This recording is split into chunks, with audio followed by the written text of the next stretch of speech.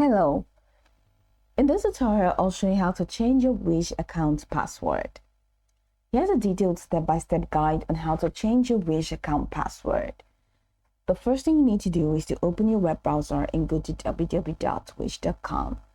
If you're not already logged in, click the sign in button at the top right corner and log in using your account credentials. Once logged in, locate your profile icon or account name at the top right corner of the page, and you'll be provided with a drop-down menu. From this drop-down menu, click on Settings, and that is going to take you to your account settings. In the account settings section, or the settings section from the left navigation panel, click on account settings, and that's going to open you up to your account settings. In the account settings menu, look for the option that says password. Now, under the password, you have a couple of designated fields. So you'll be prompted here to enter your current password, which is your old password for security reasons. So type in your current password, and after entering your current password, you'll see fields for your new password. In here, enter your new password, and once you enter your new password, in this field where you have confirm new password, enter the same password you entered in here.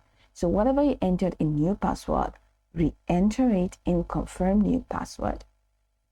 Once you are done retyping it, go ahead and click on change password. Now, once you're entering your new password, make sure it meets the requirements. Typically includes a mix of uppercase letters, lowercase letters, numbers, and special characters. After you're done, click on change password. And once you click on this button, you'll be able to apply your changes. After saving, you should see a confirmation message indicating that your password has been successfully changed. If prompted, log out and log back in using your new password to ensure it works correctly.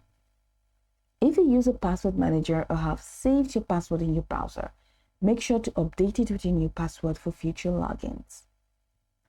Now, for security reasons, consider using a strong password that is unique to your Wish account and change it regularly.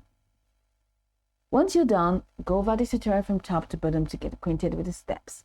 And after you're checking it out, you'll be good to go. I hope this tutorial marvelously helped you search.